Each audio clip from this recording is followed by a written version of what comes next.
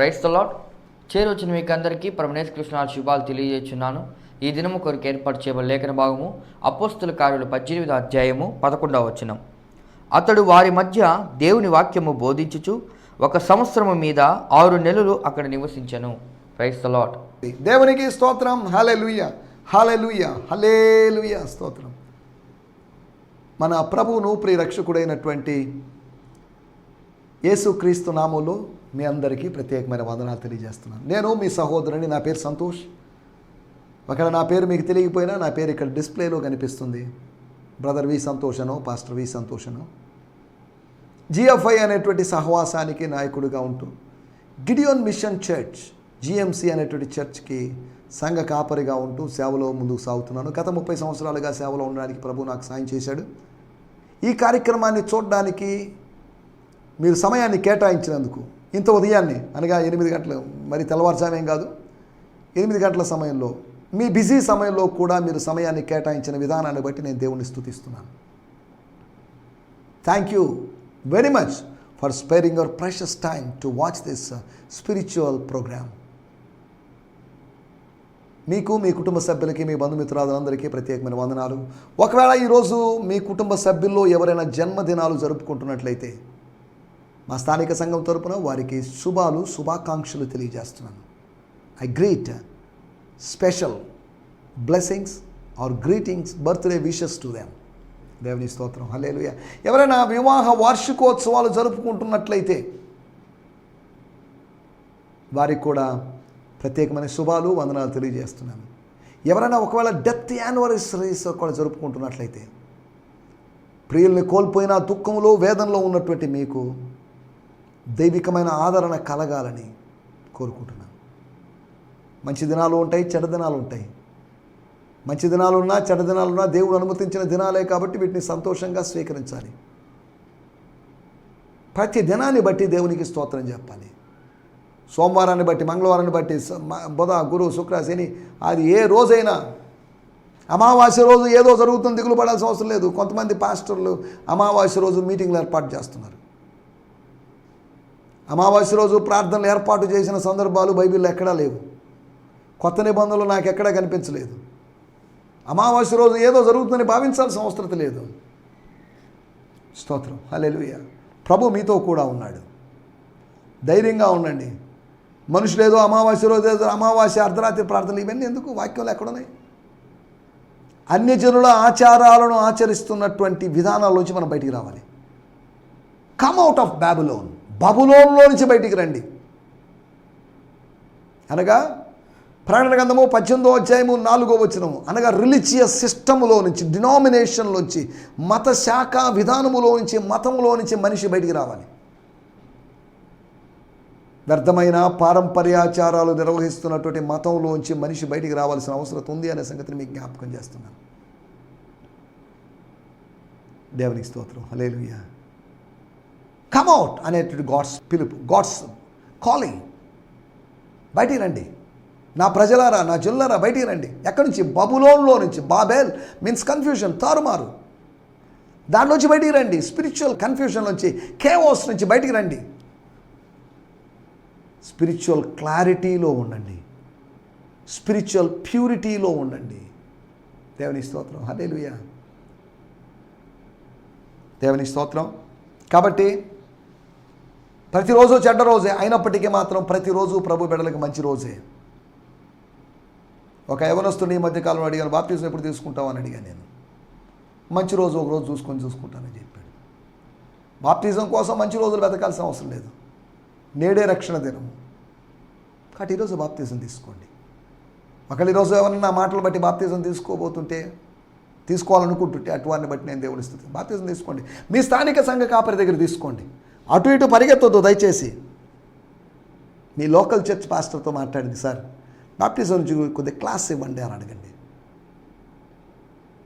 కొద్ది క్లాస్ తీసుకున్న తర్వాత ఇంకా మీకు ఏమైనా సందేహాలు ఉంటే అడగండి. క్లారిఫై చేసుకోండి, కన్ఫర్మ్ చేసుకోండి. నేను ఎందుకు బాప్తిజం తీసుకుంటాను అనేది కన్ఫర్మ్ చేసుకోండి. బాప్తిజం తీసుకోండి. మనకు పెన్నా నది ఉంది, రొట్టెల పండుగ చెరువు ఉంది, లేకపోతే మీ లోకల్ చర్చ్లో బాప్టిజం ట్యాంక్స్ ఉన్నాయి, వాటిలో తీసుకోండి. ఎవరో పెద్ద దైవజనుల చేత బాప్తిజం తీసుకోవాలి, పరిశుద్ధాత్మ పూర్వుల చేత బాప్తిజం తీసుకోవాలి అని ఇటువంటి అభిప్రాయాల్లో ఉండొద్దు. మీరు ఎవరితో బాప్తిజం తీసుకున్నారనేది ప్రాముఖ్యమైన విషయం కాదు, బాప్తిజం తీసుకున్న తర్వాత ఎలా జీవిస్తున్నారనేది ప్రాముఖ్యమైన విషయం. బాప్తిజం తీసుకోగానే అయిపోలేదు, ముందుంది మొసళ్ళ పండగ అన్నట్టుగా ముందుంది. నీటి బాప్తిజం తీసుకున్న మీరు వాక్యానుసారంగా అయితే, ఒక ఆర్డర్ ప్రకారం అయితే పరిశుద్ధాత్మ బాప్తిజపు అనుభవంలో రావాలి. నేనైతే మీకు నీళ్లతో బాప్తిజం ఇస్తున్నాను. ఓ పరిసయ్యులారా, శాస్త్రులారా, సద్దూకయ్యులారా, లేకపోతే యూదా ప్రజలారా, యూదయ అరణ్యానికి వచ్చినటువంటి నా ప్రియ సోదరి సోదరులారా, కానీ నేను చేయలేని పనిని ఒక ఆయన చేయబోతున్నాడు. ఆయన చేయగలడు. నేను చేయలేని ఆ పనిని. నేను ఈ నేలలో యోర్దాను జలముల్లో బాప్తిజం ఇవ్వగలను, ఈ బురద నీళ్ళలో నేను ఇవ్వగలను, కానీ ఆత్మ జలముల్లో, పరిశుద్ధమైనటువంటి ఆత్మ, దేవుని ఆత్మ జలములలో ముంచి లేపగలిగిన వ్యక్తి ఒక అన్నాడు. అగ్ని చేత బాప్తిజం ఇవ్వగలిగిన వాడు ఉన్నాడు. ఇవి గుర్తుపెట్టుకోండి. స్తోత్రం, హల్లెలూయా. బాప్తిజం తీసుకున్నారు, అది అంతం కాదు, అది ఆరంభం మాత్రమే. కాబట్టి ఎవరైనా బాప్తిజం తీసుకోవాలనుకుంటే తీసుకోండి. దేవుని స్తోత్రం, హల్లెలూయా. అదొక సెలబ్రేషన్ లాగా మీ బాప్టిజాన్ని మీ సంఘ సభ్యులందరినీ పిలవండి. మీ లోకల్ పాస్టర్ గారి చేత బాప్తిజం తీసుకోండి. అవసరమైతే బాప్టిజం సర్టిఫికేట్ తీసుకోండి. మీరు క్రైస్తవులు, మీరు దేవుని బిడ్డలుగా మారారు, దేవుని ఆజ్ఞను నెరవేర్చారంటే సాటిస్ఫాక్షన్లో ముందుకు సాగండి. దేవుని స్తుతించండి. ప్రభువా, నీటి బాప్తిజం అనుభవం చాలదు, నాకు ఆత్మ బాప్తిజపు అనుభవం కావాలని అడగండి. దేవుడిస్తాడు. దేవుని స్తోత్రం, hallelujah. Fill me with Holy Spirit. మద్యము చేత కాదు, కొత్త మద్యము చేత కాదు. కొత్త మద్యము అని పరిహాసకుల చేత నింద వేయబడినట్టు మద్యం కాదు. క్రీస్తు రాజ్యపు మద్యము చేత, అనగా క్రీస్తు రాజ్యపు పానీయము చేత, క్రీస్తు రాజ్యపు ఆ వైన్ చేత, అనగా క్రీస్తు రాజ్యపు ఆత్మ చేత నింపబడండి. మీ ఆత్మలను అలా నింపుకోండి. దేవుని స్తోత్రం, హల్లెలూయా. నిన్నటి ఎపిసోడ్లో మనం ఆలోచించిన విషయాలు, కొంతమందిని గురించి మనం ఆలోచించాం. బహుజనం, great people, multitude of people. I have many people. నాకు చాలామంది ఉన్నారు.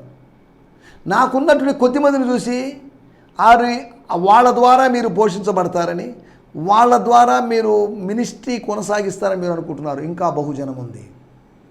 అనగా విని విశ్వసించి విధేయులైన వారి ఒక మంద ఒకటి ఉంది.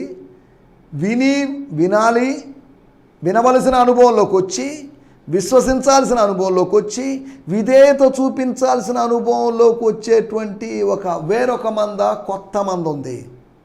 ఈ మంద కాకుండా నాకు వేరొక మంద కలదు. ఆ మందను తోడుకొచ్చి దీంతో కలుపుతాను. 2 మందలు కలుస్తాయి. 2 మందలు కాదు, ఒక మంద అవుతుంది. ఆ మందకి ఈ మందకు ఉన్నట్టు అడ్డుగోడలు పడగొట్టేస్తాను. వాళ్ళిద్దరూ ఒక్క మంద, ఒక్క గొర్రె అన్నట్టుగా, ఒక్క మనిషి అన్నట్టుగా, ఒక్క నూతన పురుషుడు అన్నట్టుగా మారతారు. యోహాను సువార్త 10వ అధ్యాయంలోని మాటలను, ఎఫెసీ పత్రిక 2వ అధ్యాయంలోని మాటలను కలిపి నేను చెప్పాను. దేవుని స్తోత్రం, హల్లెలూయా. వేరొక మంద. బహుజనము అంటున్నప్పుడు నిత్య జీవము కొరకు నిర్ణయించబడిన వారని, నిత్య లోకము కొరకు, నిత్య రాజ్యం కొరకు, అనగా పరలోకం కొరకు, అనగా మరణం తర్వాత ఉన్నటువంటి అనుభవం కోసం, లేదా మహిమ లోకం కోసం నిర్ణయించబడిన వారని, దేవుని రాజ్యం కోసం నిర్ణయించబడిన వారని, గొర్రెల్లాగా ఉంటూ ఆయన కుడివైపున ఉండడం కోసం, నిలబడడం కోసం నిర్ణయించబడిన వారని వాళ్ళ గురించి మనం చెప్పుకున్నాం. రెండోది, తడవులాడి కనుగొన్నవారు. తడవులాడి కనుగొనాలి. వాళ్ళకి ఎవరో చెప్తే, ఈయనే సుబ్రహ్మణ్యం చెప్తే, వాళ్ళని ఎవరో కన్వర్ట్ చేస్తే కన్వర్ట్ అయిన వాళ్ళు కాదు, మారినోళ్ళు కాదు. కన్వర్ట్ అయితే క్రైస్ట్లోకి వచ్చిన వాళ్ళు కాదు. కన్వర్ట్ అయిన వాళ్ళు ఒక బిల్డింగ్లోకి వస్తారేమో కానీ కన్వర్ట్ అయిన వాళ్ళు క్రైస్ట్లోకి రాలేరు. ట్రాన్స్ఫార్మ్ అయిన వాడు మాత్రమే బిల్డింగ్లో నుంచి బాడీలోకి వస్తాడు. మీరు చెప్పేటువంటి మత ఛాందసవాదులు చెప్పేటువంటి కన్వర్షన్ అనేది బిల్డింగ్లోకి నడిపిస్తుంది. కానీ మేము మాట్లాడుకునే ట్రాన్స్ఫార్మేషన్ అనేది, రూపాంతరం అనేది బాడీలోకి, బాడీ ఆఫ్ క్రైస్ట్లోకి నడిపిస్తుంది. That is church. క్రీస్తు శరీరములోకి, మిస్టిక్ బాడీలోకి నడిపిస్తుంది. That is important to us. This is not, conversion is not important to us. ఈ కన్వర్షన్కి, ట్రాన్స్ఫార్మేషన్కి తేడా వాళ్ళకి తెలిసి మాట్లాడాలి. Being into a body is important. Being into the body of Christ, క్రీస్తు శరీరములో అవయవముగా ఉండడం అనేది ఒక ధన్యత ఉంది. కానీ ఒక బిల్డింగ్లో ఒక మెంబర్గా ఉండేటువంటి ఆ అనుభవం గురించి నేను మాట్లాడడం లేదు. కన్వర్షన్ అంటుంటారు అజ్ఞానులు, లేకపోతే మిడిమిడి జ్ఞానము కలిగిన వారు మాట్లాడే మాటలవి. వాటిని గురించి జాగ్రత్తగా అర్థం చేసుకొని మాట్లాడాలి. దేవుని స్తోత్రం, హల్లెలూయా. మూడోది, కృపను బట్టి నిలిచిన శేషము, కృపను బట్టి మిగిలిన శేషం వాళ్ళు. They are the remnant stood are remained by the grace of God. కృప యొక్క ఏర్పాటు చొప్పున, కృప యొక్క ప్రాసెస్ చొప్పున, కృప యొక్క ప్రిన్సిపల్ చొప్పున నిలబడినటువంటి వాళ్ళు. దేవుని స్తోత్రం, హల్లెలూయా. తర్వాత మనం ఆలోచించినట్టు విషయం, పరలోకములో ఉండబోయేటువంటి ప్రజలు వాళ్ళు. ప్రకటన 7:9 ఉన్నట్టుగా వారి గురించి చెప్పినట్లుగా పరలోకములో ఉండబోయేటువంటి ప్రజలు వాళ్ళు. దేవుని స్తోత్రం, హల్లెలూయా. కాబట్టి బహుజనము ప్రతి పట్టణములో ఉంటుంది, ప్రతి దేశంలో, ప్రతి రాష్ట్రంలో ఉంటుంది. లేదు ఎవరు రారండి, వాళ్ళు మారరండి, ఇక్కడ కాకపోతే ఇంకో చోటికి వెళ్ళండి, మీరు ఫలిస్తారు. ప్రపంచం చాలా విశాలంగా ఉంది. విశాలాచ పృథ్వీ, ప్రపంచం చాలా విశాలంగా ఉంది. ఎందుకు కంగారు పడతారు? ఉన్న చోటే 10-20 సంఘాలు ఉన్న చోట కొత్త సంఘం ఆరంభించకుండా ఎవరు దున్నని బీడు భూముల దగ్గరికి వెళ్ళండి, దున్నండి, విత్తండి, పంటను కోసుకోండి.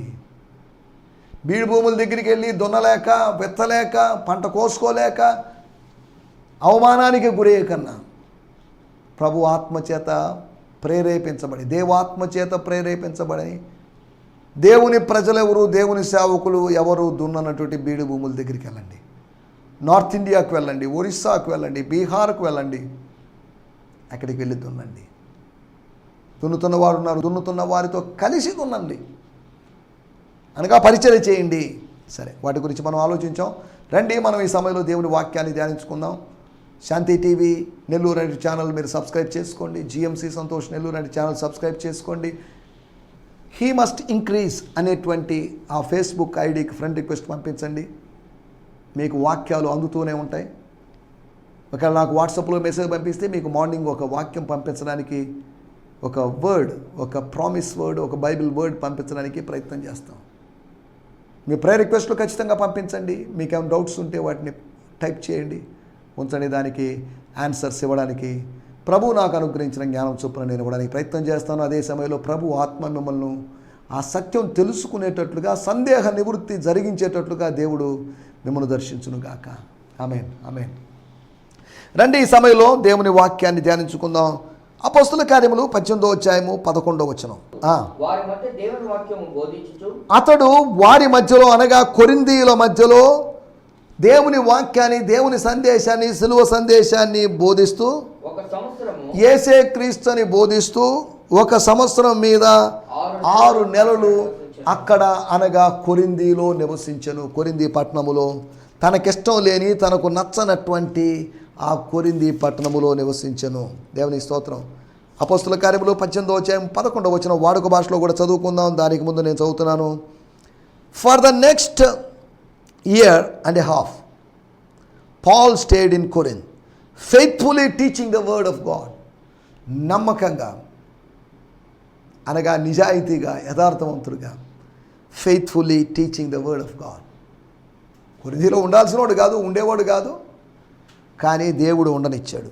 తనకిష్టం లేని ప్రదేశములో పౌలు ఉంచాడు.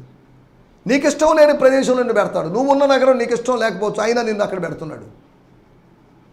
దేవుని స్తోత్రం, హల్లెలూయా. నీకు ఇష్టం లేనటువంటి స్థలం. నువ్వు పెద్దవాడమైనప్పుడు, ముసలివాడమైనప్పుడు నిన్ను వేరొకడు నీకు ఇష్టం లేని స్థలానికి తీసుకొని పోతాడు. నీకు ఇష్టం లేని వాడే కావచ్చు, నీకు ఇష్టం లేని స్థలమే కావచ్చు, నీకు ఇష్టం లేని మినిస్ట్రీ చేయడానికి కావచ్చు, స్తోత్రం, నీకు ఇష్టం లేని మాటలే కావచ్చు అవి పలకడానికి. నీ ఇష్టాలకు వ్యతిరేకంగా దేవుని ఇష్టాలు జరిగించినట్టుగా నీ ఇష్టాలను చంపి, నీ ఇష్టాలని కొట్టివేసి, నీ ఇష్టాలను నిర్వీర్యం చేసి, నీ ఇష్టాలను ఫలించనీయకుండా దేవుడు చేస్తాడు. For the next year and a half, Paul stayed in Corinth, faithfully teaching the word of God. వాడుక భాషలో మనం చదువుకుందాం. పౌలు 1.5 సంవత్సరాలు అక్కడ ఉండి దైవ సందేశాన్ని వాళ్ళకు బోధించాడు. దైవ సందేశాన్ని వారికి బోధించాడు. బోధించిన వారికే బోధించుండొచ్చు, లేకపోతే కొత్త వారికి బోధించుండొచ్చు. 1.5 year, 18 నెలలు. దేవుని స్తోత్రం, హల్లెలూయా. నేను చదువుతున్నాను 18వ అధ్యాయము 11వ వచనం. ఫాదర్స్ లైఫ్ న్యూ టెస్టిమెంట్ అనేటువంటి న్యూ టెస్టిమెంట్లో వచ్చి నేను చదువుతున్నాను. స్తోత్రం. And he stayed there 1 year and 6 months teaching the word of God among them.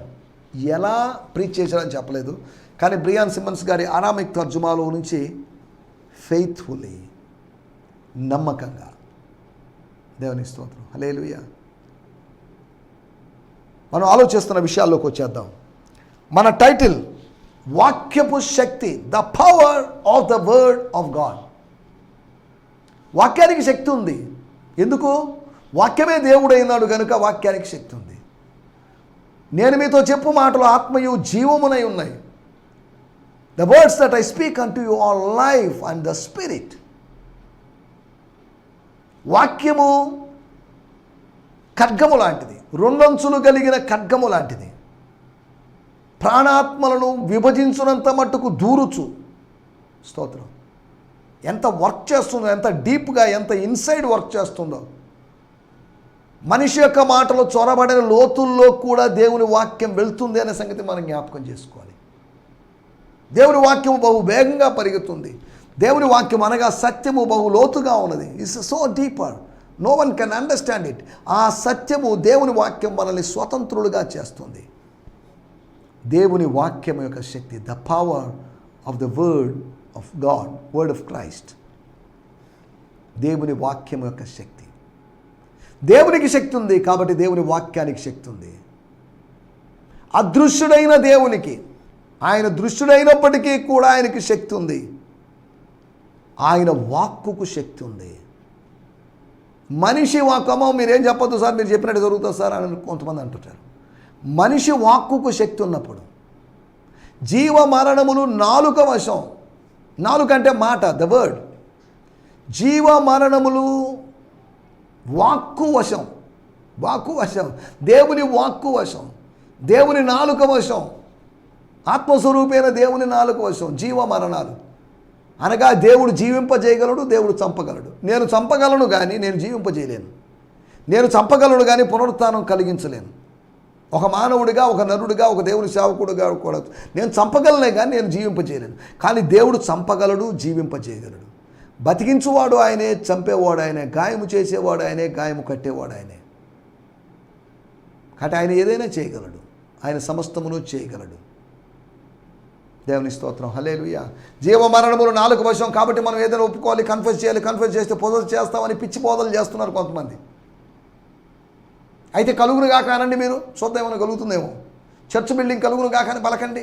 కృప కలుగును గాక, కృప కలుగును గాక అంటున్నప్పుడు కృప కలగలేదు. కృప కలిగింది అదృశ్యంగా, కానీ కృప కలగడానికి ముందు రాతిని వేరొకరు అందిస్తున్నారు. దాని ద్వారా కృప కలిగినట్టుగా భావిస్తున్నారు. జెరుబ్బాబేలు అలా భావించాడు.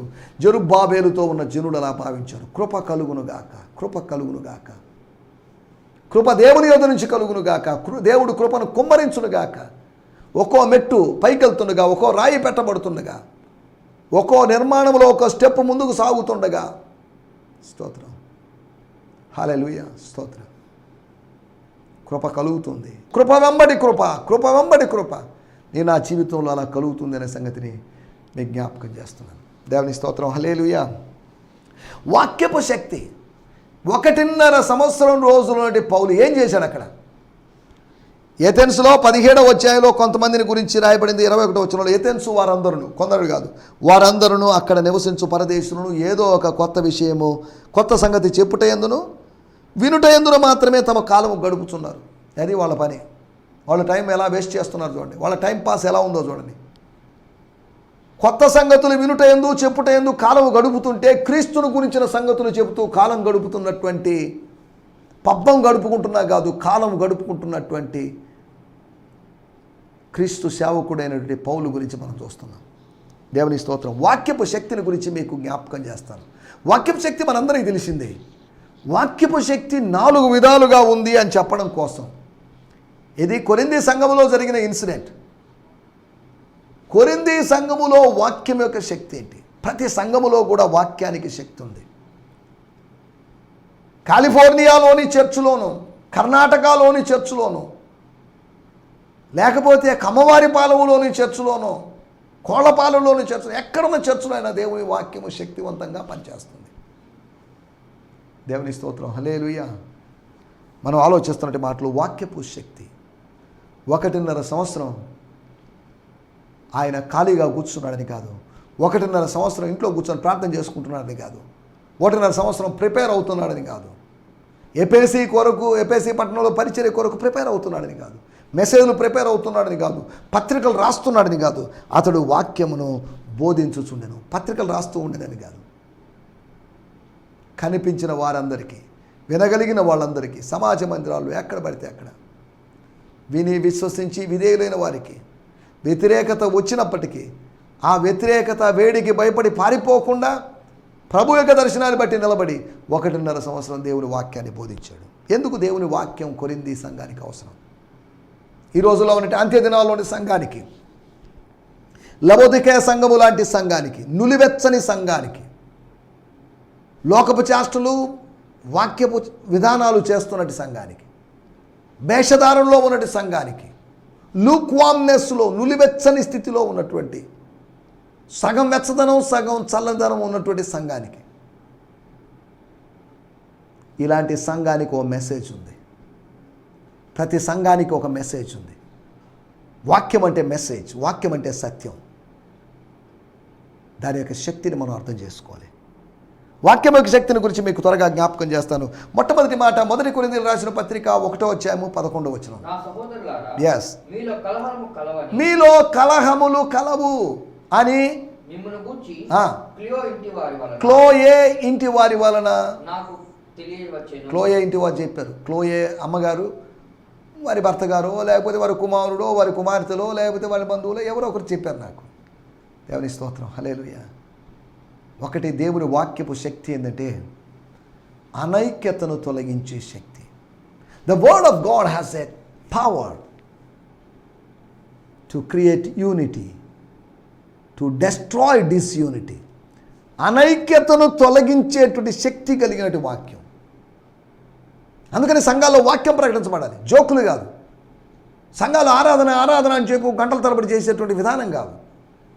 Importance to the word of God. Importance, priority is the word of God. వాక్యము దేవుని శక్తి ఉన్నది. దేవుని స్తోత్రం. ఒకటి, అనైక్యతను తొలగిస్తుంది. రెండోది, మనం ఆలోచించినట్టయితే 1 కొరింథీయులకు రాసిన పత్రిక 5:1. మీలో జారత్వం ఉన్నది, అనగా వ్యభిచారం ఉన్నదని, లేకపోతే లైంగిక పాపం ఉన్నదని ఒక న్యూస్ ఉంది, ఒక పుకారు ఉంది, ఒక రూమర్ ఉంది. మీలో ఒకడు తన తండ్రి భార్యను ఉంచుకున్నాడట. అట్టి జారత్వము అన్ని జనులనైనను జరగదు. అన్ని జనుల దేవాలయాల్లో, అన్ని జనుల యొక్క మందిరాల్లో, వాళ్ళ యొక్క ప్రార్థనాలయాల్లో జరగని విషయం ప్రత్యేకపరచబడి వచ్చిన మన సంఘాల్లో ఉండమని. What is this? ఛీ, ఎంత అసహ్యంగా ఉంది. Corinthians, you Corinthians, I'm shame, I feel shame. It's a shame for you. మీకు సిగ్గులేదా? ఏంటి మీరు చేసిన పనులు? ఏంటి ఈ పనులు? నీచమైన పనులు, అవాచ్యమైన క్రియలు ఏంటి? ఏంటి పాడు పనులు? This is not good. అందుకనే అపోస్తలుడైన పౌలు ద్వారా కొరింథీ సంఘానికి వర్డ్ వచ్చింది, దేవుని వాక్యం వచ్చింది. అపోస్తలుడైన పౌలు ఒక ప్రవక్తలాగా కొరింథీ సంఘాన్ని సరిచేయడానికి, అలనాడు నినివే పట్టణానికి యోనా ఏ విధంగా వెళ్ళాడో, యోనా ఏ విధంగా పంపబడ్డాడో, కొరింథీ పట్టణానికి పౌలు గారు పంపబడ్డారు. మన పట్టణాలకి, నెల్లూరు పట్టణాలకి దేవుడు అనేక యోనాలను పంపించాడు. నెల్లూరు పట్టణానికి దేవుడు అనేక పౌలులను పంపించాడు. దేవుని స్తోత్రం. హల్లెలూయా.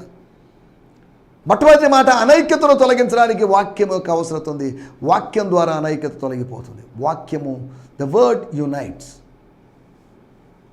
మన opinions divides, but the word of God unites.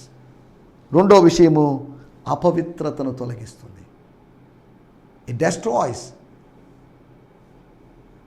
అన్క్లీన్లీనెస్, అపవిత్రతను, అన్హోలీనెస్, దాన్ని తొలగిస్తుంది. మీలో జరుగుతున్న ఈ పాపం చేసినప్పటికీ పశ్చాత్తాపడకుండా కొనసాగుతున్న విధానం, నో, ఇట్స్ బ్యాడ్.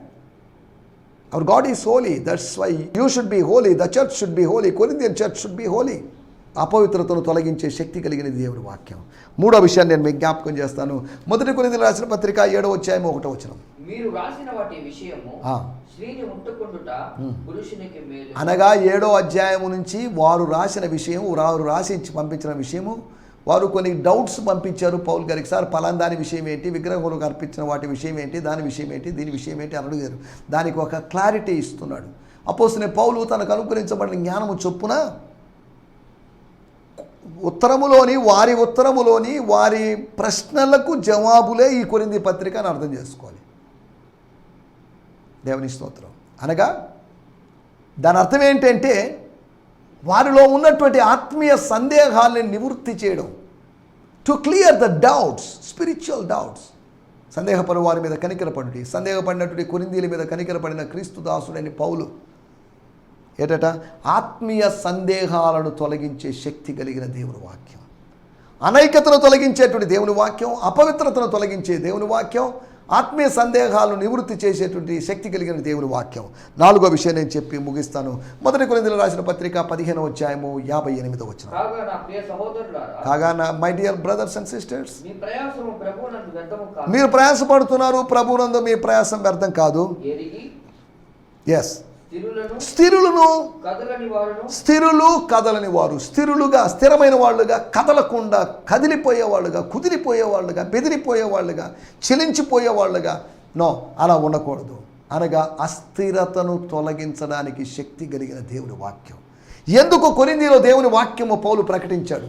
ఎందుకు సంఘాల్లో దేవుని వాక్యం ప్రకటించాలంటే అనైక్యతను తొలగించడానికి శక్తి కలిగిన దేవుని వాక్యమని, అపవిత్రతను తొలగించడానికి శక్తి కలిగిన దేవుని వాక్యమని, అంతేకాకుండా ఆత్మీయ సందేహాలని నివృత్తి చేయగలిగినది శక్తి కలిగిన దేవుని వాక్యమని, అంతేకాకుండా 4వదిగా మనం ఆలోచించాం, అస్థిరత్వాన్ని తొలగించడానికి శక్తి కలిగిన దేవుని వాక్యం. కనుక దేవుని వాక్యం బోధించాలి.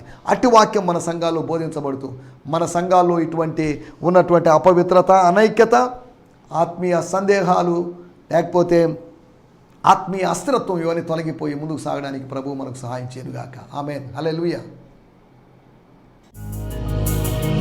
ఈ సందేశము మీకు ఆశీర్వాదకరంగా ఉందని నమ్ముచున్నాము. ప్రార్థన అవసరతల కొరకు మమ్మల్ని సంప్రదించవలసిన మా చిరునామా గిద్యోన్ మిషన్ చర్చ్, 6వ వీధి, శాంతినగర్, నెల్లూరు 4, ఆంధ్రప్రదేశ్. పిన్ 524004. మా ఫోన్ నంబర్లు 7036443613 మరి ఒక నంబర్ 9392293010. మా ఈమెయిల్ ఐడి gfihmi2015@gmail.com. దేవుడు మిమ్మును ఆశీర్వదించునుగాక. ఆమేన్.